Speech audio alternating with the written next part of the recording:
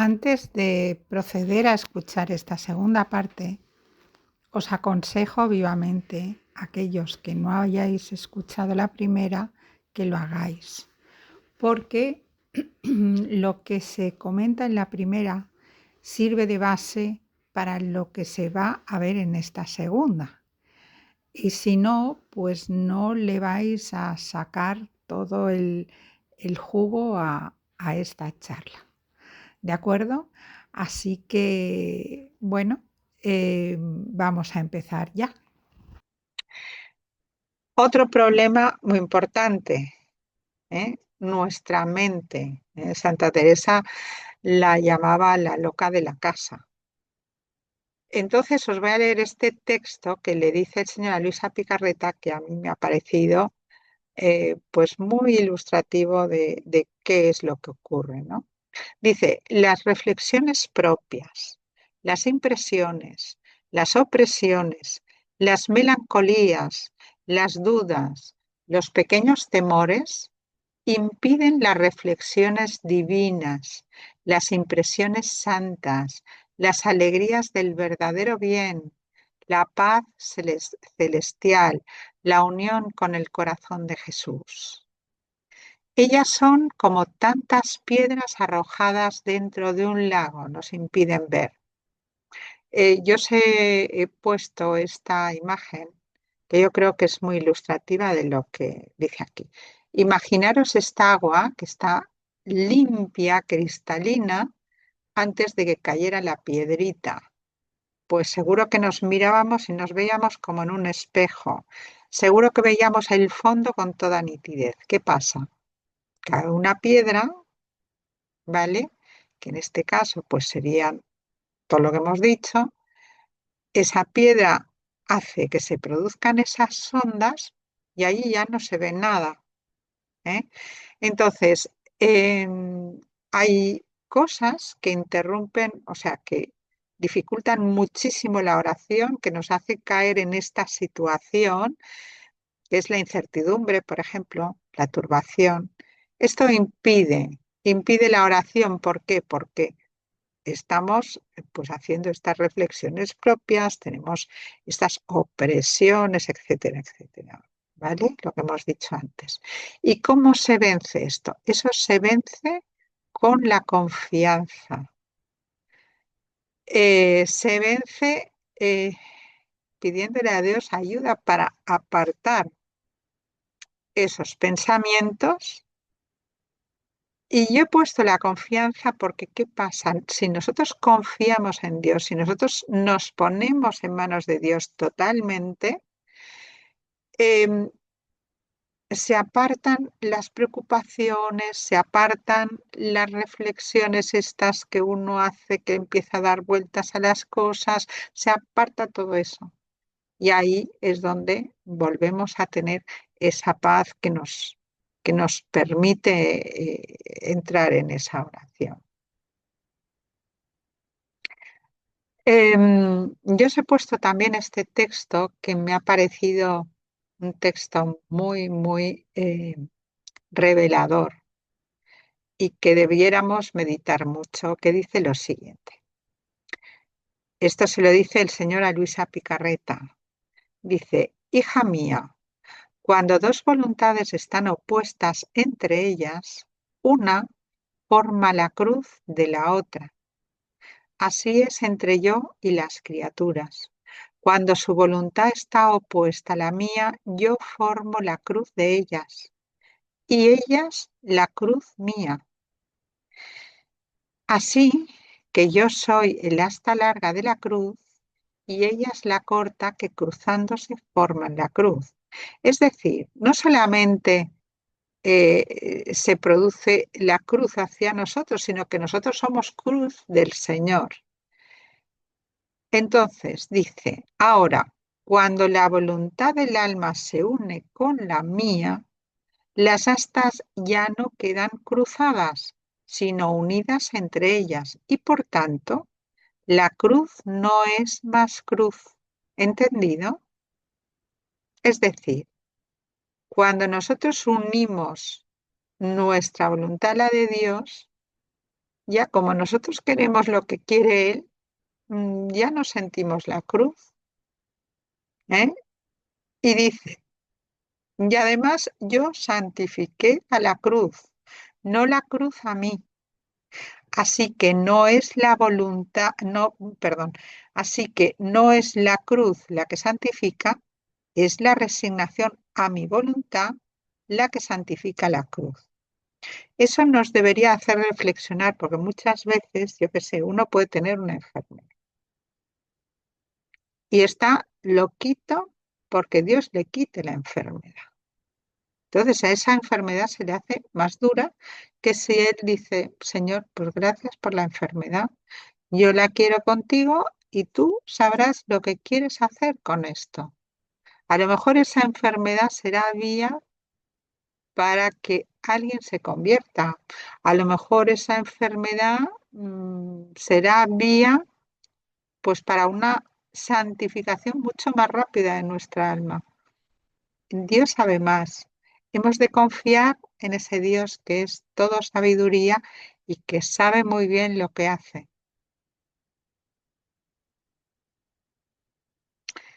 Por tanto, como ya hemos dicho antes, la incertidumbre, cuando se une a la falta de confianza, es una fuente de sufrimiento. Y en cambio, la incertidumbre con la confianza se convierte en paz. Aquí quiero hacer mención de la oración en sequedad interior. Esto es algo que ocurre con frecuencia. Esa sequedad interior se produce por estar en lucha con el enemigo. ¿Por qué? Pues porque vivimos en donde está dominando el príncipe de la mentira. Él quiere apartar a las almas de Dios y entonces, a poco que nos pase alguna cosita que caigamos en algún pecado, algún error, lo que ocurre es que ese príncipe de la mentira nos hace ver como si Dios se apartara de nosotros. Entonces, ¿qué ocurre? Pues que ahí se genera una lucha, porque a lo mejor nosotros queremos orar, pero es que no tenemos la más mínima inspiración. A lo mejor incluso tenemos ganas de irnos, pero ahí hay que perseverar siempre, porque esa oración no es perder tiempo. Es una oración que la hemos de hacer porque es una lucha que estamos teniendo con el enemigo de nuestra alma. Y si nosotros perseveramos ahí, nosotros vencemos. El Señor le dice a la sierva de Dios, Luisa Picarreta, que en esos casos nos hemos de unir a lo que Él sufrió en el huerto de Getsemaní. Y que nos hemos de abajar reconociendo que si estamos pues de esa manera es por nuestra propia culpa. Y lo que hemos de hacer ahí es unirnos a Jesús, agradecerle por lo que Él ha hecho por nosotros y aceptar esa situación, pero siempre unidos al Señor. Y de esa manera nosotros, en lugar de perder, en ese caso, lo que obtendremos es una victoria.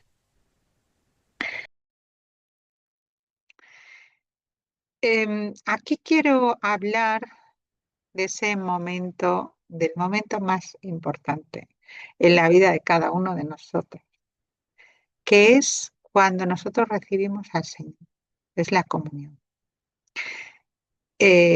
Si fuéramos conscientes de lo que es la comunión, bueno, nos moriríamos de gozo, de alegría y de deseo de adorar al Señor. Entonces, cuando nosotros vamos a la comunión, debiéramos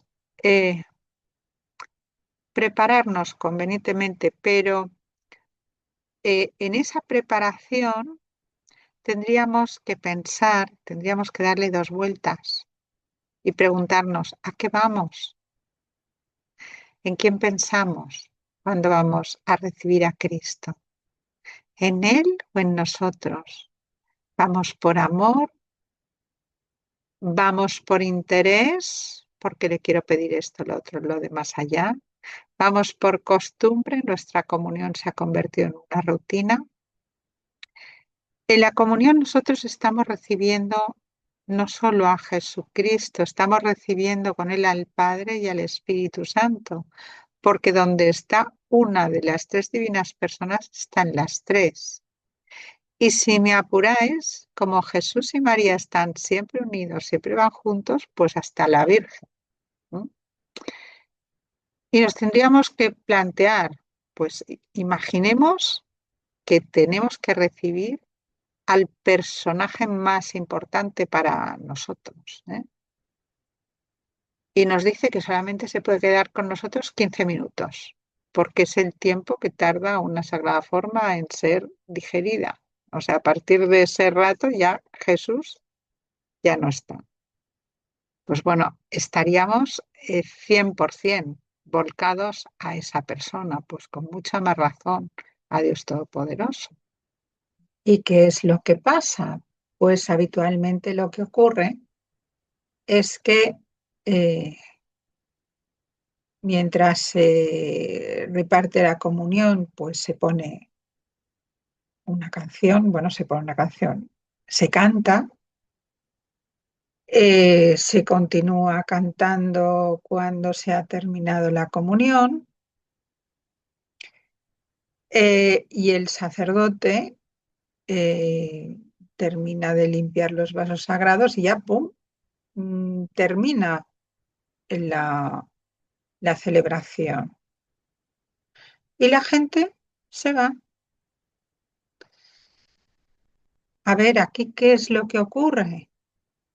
Pues en primer lugar, lo que ocurre es que hemos de estar por Él, no por cantar. A lo mejor habrá gente pues que no tiene absolutamente ninguna inspiración para decirle nada al Señor y se pone a cantar, pero normalmente lo que hemos de hacer, o mejor dicho, lo que debiéramos de hacer, es hablar con el Señor. Le tenemos físicamente con nosotros. En nuestro interior tenemos a Dios Todopoderoso.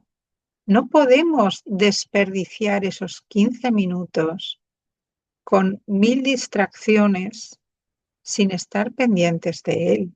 Él lo espera, Él lo espera. Y sin embargo, pues termina la misa y no nos detenemos un rato con Él a hablarle, a agradecerle, a bendecirle, a alabarle y sobre todo a repararle porque Él sufre mucho en la Eucaristía. El Señor necesita amor, necesita cariño y necesita sobre todo reparación. Eh, ¿Qué pasa? Que en el pan eucarístico eso ya no es pan, eso es Cristo. O sea, ese pan se ha transustanciado. Entonces eso lo hemos de tener muy presente. Es Dios, es Dios. Y como Dios que es, se le debe una especial reverencia, se le debe un especial amor. Debemos estar pendientes de no ponerlo en riesgo. Lo digo porque es frecuente, por ejemplo, la gente que comulga en la mano y aunque está autorizado, la comunión en la mano es un riesgo importante para el Señor. ¿Por qué? Primero porque en la mano se suele quedar alguna amiguita Esas miguitas pueden ser tan pequeñas que ni las veamos, ni las notemos en la mano, pero están, ¿eh? Y esa miguita pues termina siendo pisada, siendo lo que sea. O sea, el Señor eh, recibe profanaciones por eso, porque, vale, son inconscientes por parte de mucha gente, pero es que es Dios y eso lo sabemos todo. ¿Eh? Después, ¿qué pasa? Que comulgar en la mano da pie a que haya gente que puede irse con la Sagrada Forma en el bolsillo. Yo he pillado a más de uno. Y a uno que ya está a punto de salir por la puerta de la iglesia con la Sagrada Forma en la mano. Em, yo os diría pues que el que no comulga en la boca, pues se lo piense bien, ¿eh? Porque si nosotros amamos al Señor, no nos queda de otra. ¿Eh? Y luego he puesto aquí un versículo de la carta a los Romanos de San Pablo, que yo creo que es muy conveniente tenerlo presente porque eh, hay bastante gente que se acerca a comulgar, perdón, que se acerca a comulgar dudando de esa transustanciación. Y ahí San Pablo nos dice, pero el que come dudando se condena, porque no obra conforme a la fe, pues todo lo que no procede de la buena fe es pecado. ¿Mm? Esas son palabras de San Pablo y las hemos de tener presentes. Así que si alguno mm, puede tener alguna duda, lo que ha de pedir al Señor es que le dé esa fe. Y yo os comento, por si alguno se encuentra en esa situación y le puede servir, que no tiene lógica dudar, porque si nosotros dudamos, estamos dudando de la veracidad del Señor cuando Él dijo, esto es mi cuerpo, esta es mi sangre, ¿de acuerdo? Así que la duda no cabe. Otra cosa muy importante a tener en cuenta es que las gracias que se reciben en la comunión están en función de las disposiciones. Si las disposiciones de las personas no son como debieran, esa comunión no sirve de nada, o incluso puede ser pecado, ¿eh? Y pecado muy grave. Entonces, aquí este tema lo hemos de tener presente.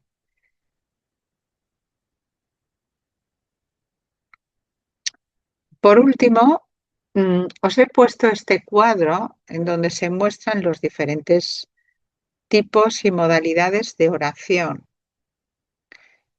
Eh, tenemos, digamos, tres grandes tipos de oración que podemos decir que es, por una parte, la oración que está centrada en uno mismo, la oración que está centrada en otros y la oración que está centrada en Dios. La oración que está centrada en uno mismo es la petición.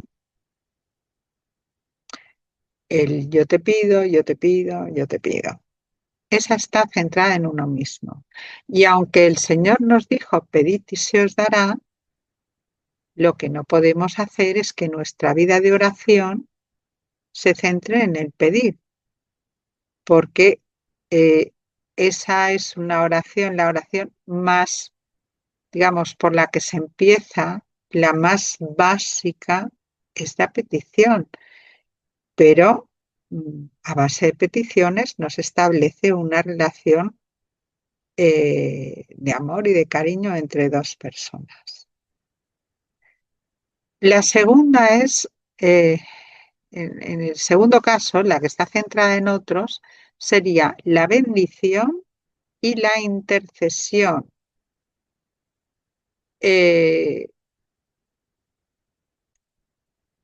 esa yo creo que no tiene más. Está claro que es una oración que es mucho más desprendida que la anterior, porque está mirando a otros.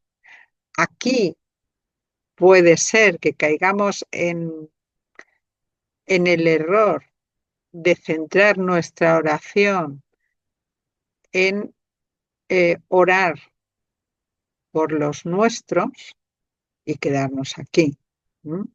O sea, en la intercesión hemos de tener en cuenta pues que hay almas todas y más, o sea que hemos de interceder por todos. Y por último tenemos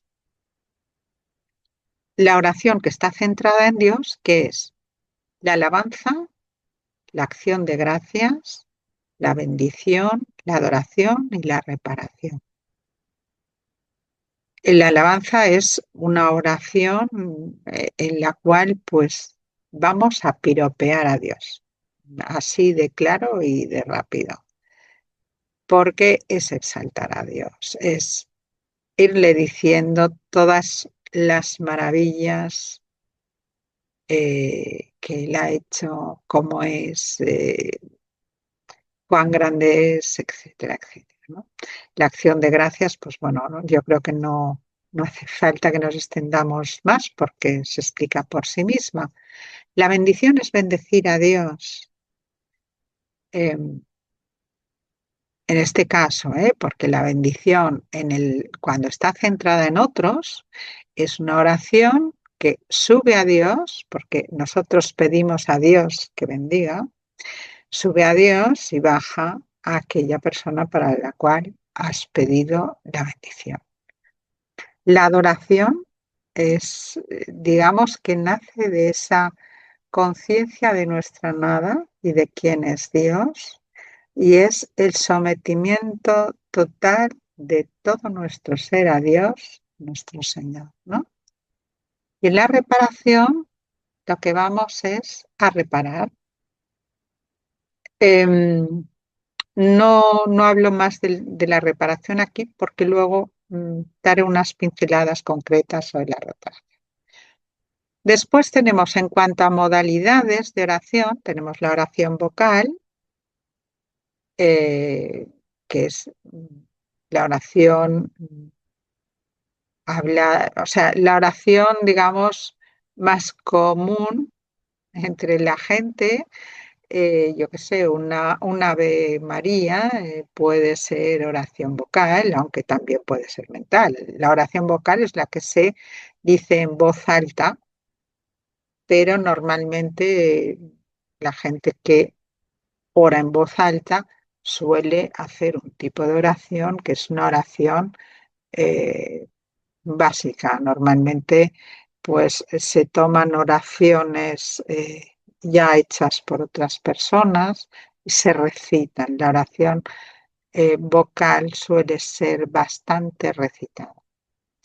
Luego está la oración mental, que es la oración que se hace a nivel de mente, o sea, no se vocaliza, sino que se piensa. Y dentro de esta oración tenemos lo que es la meditación. Estos dos tipos de oración son oraciones que están movidas por el Espíritu Santo, pero no son un don específico del Espíritu Santo. Luego tenemos la contemplación. La contemplación tiene muchos grados. ¿eh? Eh, Puede ser una contemplación muy sencilla, yo qué sé, mirando una flor podemos estar viendo ahí la belleza de Dios, ¿no? Eh, o puede ser una contemplación en un grado altísimo, que eso ya sea una gracia muy alta de Dios y que puede llegar incluso al éxtasis. Luego tenemos un don del Espíritu Santo que es la oración en lenguas, que es una oración que es muy común entre los carismáticos. Eh, es una oración que la mueve el Espíritu Santo, es una oración que se reza con una lengua porque no la conocemos, ¿eh? No se ora en lenguas, pues yo qué sé, en inglés, o no se ora en lenguas en, yo qué sé, en un idioma raro, pero bueno, raro, un poco frecuente, pero común. Común me refiero que exista hoy en día. Normalmente la oración en lenguas se hace en idiomas, pues, que ya no existen. Yo qué sé, en arameo, en sánscrito, en lo que Dios le pone a la boca a la persona, porque realmente es una lengua. O sea, notas cuando estás en un grupo de oración grande, hay gente que ora en la misma lengua que otros y hay lenguas distintas. Bueno, es algo muy curioso y es una oración muy potente, porque es una oración que está hecha por el Espíritu Santo en la persona. También deciros que es una oración que se tiene que discernir, porque hay gente que se piensa que ora en lenguas y no ora en lenguas, ¿eh? La oración en lenguas uno no la puede hacer como le da la gana, porque la oración en lenguas sale del corazón, va a la boca, no pasa por la mente. Entonces uno no puede forzar a decir una cosa, no sale. Y luego está una oración muy poco conocida, que es la oración en giro. Esta oración es un don de la Santísima Trinidad y que procede del don de la divina voluntad. Y es una oración eh, por la cual se le está dando Dios al mismo Dios. Es una oración que está hecha por la divina voluntad en el alma de la persona que tiene ese don. No me extiendo más, eh, pero bueno, quien esté interesado, para poder orar en giro, uno tiene que vivir en la divina voluntad. Entonces, o por lo menos hacer actos en la divina voluntad, ¿eh? Pues bueno, estas 4 modalidades que pongo aquí, eh, es frecuente que se entremezclen en eh, las oraciones de alabanza. Muchas veces en la alabanza, además de tener lo que es propiamente alabanza, se mezcla con facilidad lo que es la acción de gracias y la bendición. Y al final de una alabanza, eh, muchas veces esa alabanza termina con una paz muy grande y termina en adoración. Y luego os he puesto la reparación, que es un tipo de oración que la gente conoce muy poco y que suele confundir. No se tiene claro cómo se ora la reparación y por eso yo os voy a hacer un pequeño apunte al final. Bueno, pues ahora vamos a hablar del rosario. El rosario es la oración favorita de María y es una oración que podemos analizar un poco cómo se suele hacer, porque siendo la oración, pues bueno, que más le gusta a la Virgen, es una de las oraciones que se hace peor. Eh, Esta oración es una oración predilecta de la Virgen María porque en ella se contienen las alabanzas mayores que se le pueden dar a la Virgen. Le estamos diciendo, llena eres de gracia, o sea, estás llena a tope de todo lo que el Espíritu Santo te puede dar, no te cabe más. El Señor es contigo, es decir, el que es, porque Dios se define a sí mismo como yo soy, es contigo. Te está diciendo que Él es contigo. Es decir, tú estás formando parte del núcleo de la Trinidad. Es impresionante lo que le están diciendo a María en esa anunciación. Y, y es una oración que la Virgen ha manifestado que es una cadena que ata a nuestro enemigo. Es una oración tremendamente poderosa, pero en la que caemos muchas veces en orarla con una rutina tremenda, llena de distracciones.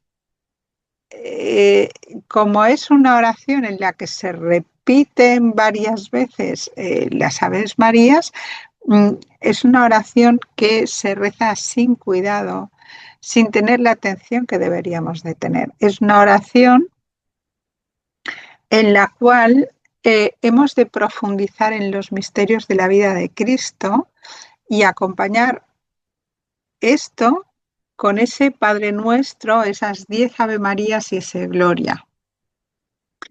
Pero esto lo hemos de hacer meditando el misterio, contemplándolo profundamente, porque ahí es donde está la belleza de esa oración, está la profundidad de esa oración, y luego tenemos que orar el Padre Nuestro, las Ave Marías y el Gloria, también desde el corazón, desde lo más profundo.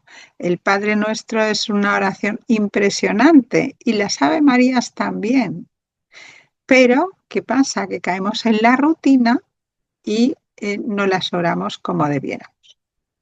Entonces, em, este rosario que le gusta tanto a la Virgen, lo deberíamos orar no simplemente enunciando el misterio y luego Padre Nuestro, Ave Marías y Gloria, que es lo que habitualmente se hace, que la gente dice que están meditando el misterio. Una cosa es meditar en profundidad ese misterio, queriendo incluso contemplarlo, y otra cosa es acordarte vagamente del misterio o mentalmente ver imágenes del misterio. ¿Qué pasa? Que si nosotros queremos contemplar ese misterio y queremos orar el Padre Nuestro, las Ave Marías y el Gloria como a Dios le agrada, es decir, desde el corazón, poniendo nuestra alma en eso, ¿qué pasa? Que o tenemos un don del Espíritu Santo que nos permita hacer eso a la vez, es decir, orar las oraciones mientras meditamos, eso es un don de Dios, o si no, vamos a tener que meditar primero el misterio, estar pendiente de ese misterio, volcarnos en esa meditación y luego orar el Padre Nuestro, las Ave Marías y el Gloria, también volcándonos en ello, porque si no, no haremos bien ni una cosa ni la otra. Si nosotros vivimos en la divina voluntad y oramos en giro, ¿cómo haríamos? Pues entraríamos en esa contemplación del misterio, pero eh, continuaríamos también en esa contemplación en el Padre Nuestro, las Ave Marías y el Gloria. Por poner un ejemplo, cuando se orara el Ave María, nos tendríamos que situar en ese arcángel que, lleno de gozo y de alegría, va a participarle a la Virgen ese mensaje que la Trinidad le ha dado para ella. Tendríamos que compartir con nuestra madre, llevarle a nuestra madre ese, ese profundo misterio, esa profunda alegría de recibir ese anuncio. Tendríamos que situarnos en ese Jesús, en ese Verbo eterno, de hecho, que está pendiente de que la Virgen dé su respuesta, y en el Espíritu Santo, que una vez dada la respuesta de María, obra el milagro de la concepción del Verbo en ella, ¿no? Y todo eso hecho desde la voluntad de Dios, esa voluntad de Dios que es eterna, que no conoce ni tiempo ni espacio y que nos permite poderlo orar no solamente por nosotros, sino por todas las almas que han existido, existen y existirán. Pero si no estamos en este caso, que será la gran mayoría, la grandísima mayoría de la gente, pues lo que sí podemos hacer es contemplar profundamente los misterios y ofrecerlos así a la Virgen. De manera que esa oración, que muchas veces se ora de una manera muy rutinaria, pues sea una oración llena de todos los matices hermosísimos que hay en ese diálogo profundo, en esa meditación profunda de la vida de nuestro Señor y de nuestra querida Madre, ¿no? Entonces, pues bueno, tendríamos que ir pensando cuando rezamos el rosario e intentar caminar hacia aquí, para no caer en esa rutina típica de esta oración.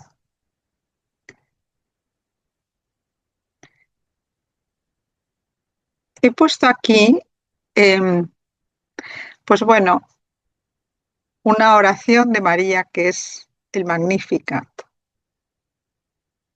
El Magnificat nos muestra bastante la actitud de la Virgen. Esa Virgen que cuando recibe al arcángel San Gabriel le responde diciendo hágase en mí. O sea, esa Virgen María que vivía en una fusión total con la voluntad divina, en una conciencia absoluta de su nada y que responde hágase en mí, no responde sí. Responde hágase en mí porque en lo profundo de ella lo que le está diciendo a Dios es yo no te voy a poner ningún impedimento, hazlo tú en mí porque yo soy incapaz de todo esto, yo no puedo, solo puedes tú.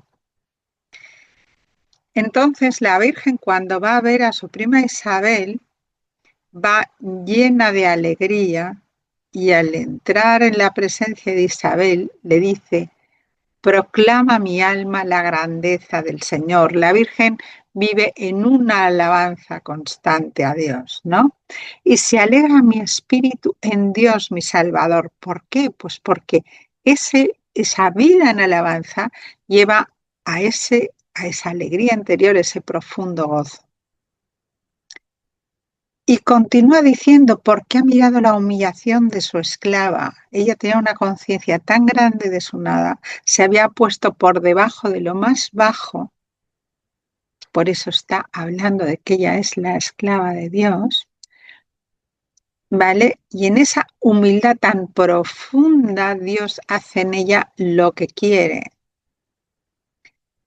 Pero siendo tan humilde, no le cuesta nada reconocer lo que Dios está haciendo en ella y por eso dice, desde ahora me felicitarán todas las generaciones, porque el poderoso ha hecho obras grandes por mí.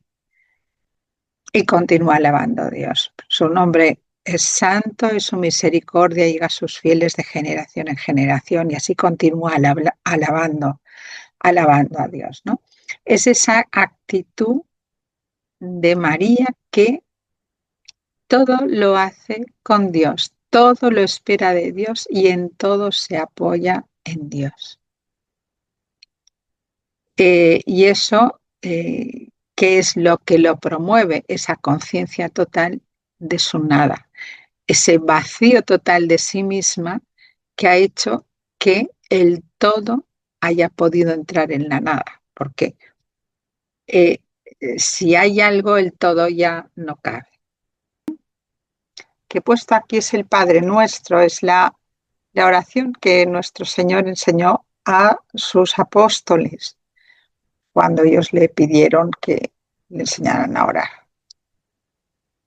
Y este Padre Nuestro es una oración que se ha alterado mucho en estos últimos 20 años, aproximadamente 20, 25 años.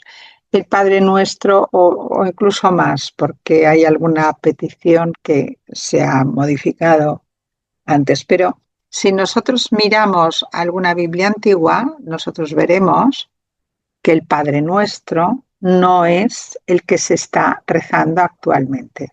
Padre Nuestro que se ora actualmente no es el Padre Nuestro de Jesús, sino que tiene unas modificaciones que alteran bastante las peticiones que hacía el Señor al Padre. Entonces, yo ahora me he cogido el Padre Nuestro original y vamos a mirar cuáles son esas diferencias para tomar conciencia de qué es lo que pedía el Señor, cuál era la altura de lo que el Señor estaba pidiendo al Padre y en qué nos estamos quedando, ¿no?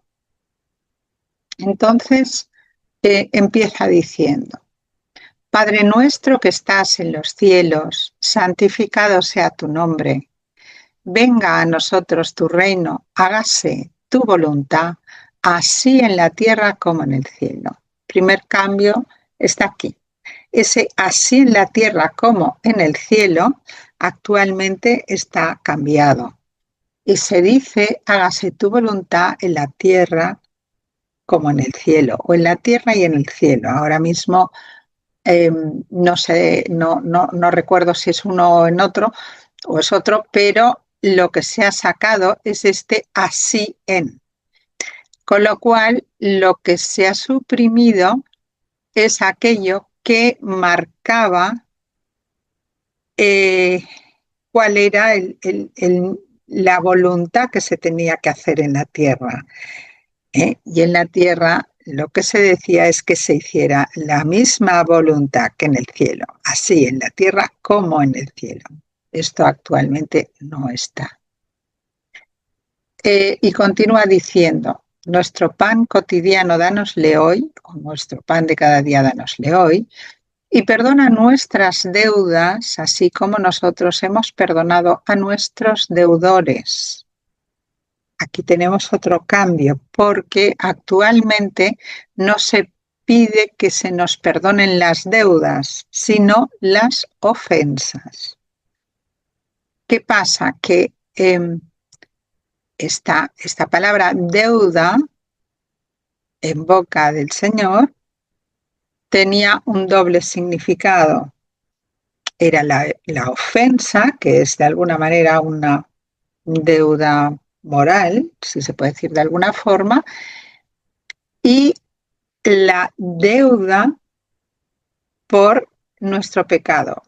Para poner un ejemplo, si nosotros vamos con nuestro hijo pequeño por la calle y él va con un balón, le pega un chute a ese balón y va y rompe un escaparate.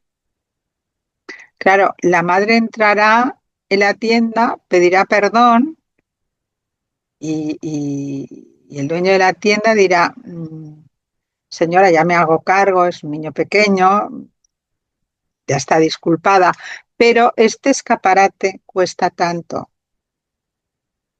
Pues es eso.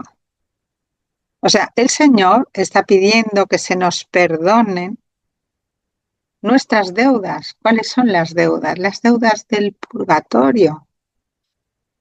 Porque nuestro pecado ha comportado una deuda que se tiene que pagar. Entonces, ahora nada más estamos pidiendo perdón por las ofensas y no pedimos por las deudas.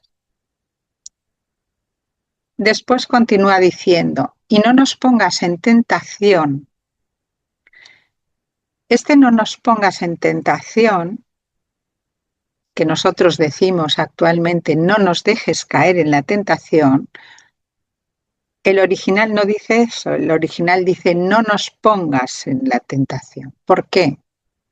Pues porque si a nosotros nos falta ese pan de cada día, entendiéndose como pan de cada día, el pan material, el pan de la palabra de Dios, el pan de la Eucaristía y el pan de la voluntad de Dios. Si a nosotros nos falta esto, nosotros podemos caer en la tentación y en pecados tremendos.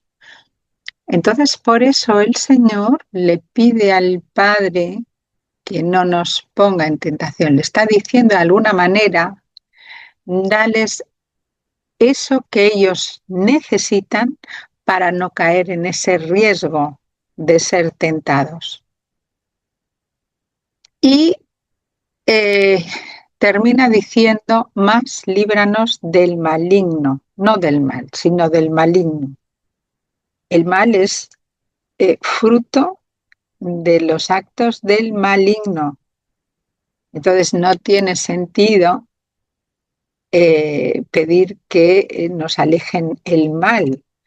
¿Por qué? Pues porque incluso muchas veces el mal que sufrimos es algo que si lo sabemos vivir en la voluntad de Dios, va a ser gloria para nosotros en el cielo.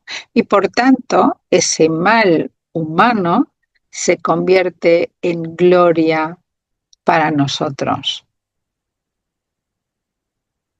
Entonces, continúa la palabra de Dios diciendo que si vosotros perdonáis a los hombres sus ofensas, os perdonará también a vosotros vuestro Padre Celestial. Pero si no perdonáis a los hombres, tampoco vuestro Padre perdonará vuestras ofensas. Es decir, en este párrafo, el Señor aclara qué son esas deudas de las que Él habla. O sea, está hablando de deudas, pero también aquí está aclarando el tema de lo que son las ofensas. Porque, ¿qué pasa? Que al hablar de deudas y estar englobando allí esas dos cosas que hemos dicho, estimo conveniente hacer esta aclaración. Por último, he puesto la oración sacerdotal, un fragmento larguito de la oración sacerdotal, que dice lo siguiente, dice, yo les he dado a conocer tu palabra, es el Señor que está hablándole al Padre. Y el mundo los ha odiado porque no son del mundo, como yo no soy del mundo. No te pido que los retires del mundo, sino que los guardes del maligno. Ellos no son del mundo, como yo no soy del mundo. No me voy a extender aquí en esto. He comentado antes el tema de la necesidad de desprendernos de todo lo que es mundo. Y yo creo que aquí también de alguna manera queda claro, ¿no? Que la persona que está en el mundo, la persona que tiene su contacto con el mundo, difícilmente va a poder entrar aquí, porque el Señor ha escogido a los que no son del mundo. Y sigo leyendo. No ruego por estos, sino también por aquellos que por medio de su palabra creerán en mí, para que todos sean uno, como tú, Padre, en mí y yo en ti, que ellos sean uno en nosotros, para que el mundo crea que tú me has enviado. Yo les he dado la gloria que tú me diste para que sean uno como nosotros somos uno, yo en ellos y tú en mí, para que sean perfectamente uno, y el mundo conozca que tú me has enviado y que los has amado a ellos como me has amado a mí. Aquí el Señor está hablando de que aquellos que creerán, aquellos que van a creer en Él por la palabra dada por los apóstoles, es decir, nosotros, está pidiendo también al Padre que seamos uno, a la manera en que son uno el Padre y Él. Hemos de tener en cuenta que el Padre tiene naturaleza divina y el Hijo tiene naturaleza doble, humana y divina. Es decir, es una relación divina la que hay entre los dos. Eso es un salto enorme porque nuestra naturaleza no es divina, nuestra naturaleza es humana. Pero, ¿por qué está diciendo eso? ¿Qué es lo que hay encerrado allí? Aquí hay encerrado algo que es muy importante y muy poco meditado. Y es que Dios, cuando creó al hombre, lo creó a imagen y semejanza suya en su Hijo Jesucristo. Jesucristo es verdadero Dios, verdadero hombre. Como Dios tiene voluntad divina, como hombre tiene voluntad humana. Adán fue creado a imagen y semejanza de Dios. La imagen está clara, es la de la persona, pero la semejanza le venía a Adán porque Adán, al ser hombre, tenía una voluntad humana, pero Dios le había concedido a Adán una voluntad divina, no una voluntad divina, su propia voluntad divina. Y eso lo que hacía es que Adán, al obrar con unión de las dos voluntades, obraba a la misma manera que estaba obrando Jesucristo. ¿Por qué? Porque Jesús obraba con voluntad divina y voluntad humana, las dos a la una, igual que Adán. Pero Adán, al caer en el pecado original, al rechazar o al desobedecer, mejor dicho, a Dios, lo que hizo fue rechazar esa voluntad divina que le había sido concedida como don. Entonces el Señor está pidiéndole aquí a Dios Padre que eso se restablezca en el hombre y que el hombre llegue a vivir en esa unidad, mejor dicho, en esa unidad, en esa fusión en la que vivía Jesús con el Padre. Esto es la petición que el Señor hace al Padre del don de la divina voluntad para el hombre. Y es el que hará que el hombre vuelva a ser como ese Adán que Dios creó. Aquí estoy apuntando un tema que está revelado por el señor Luisa Picarreta,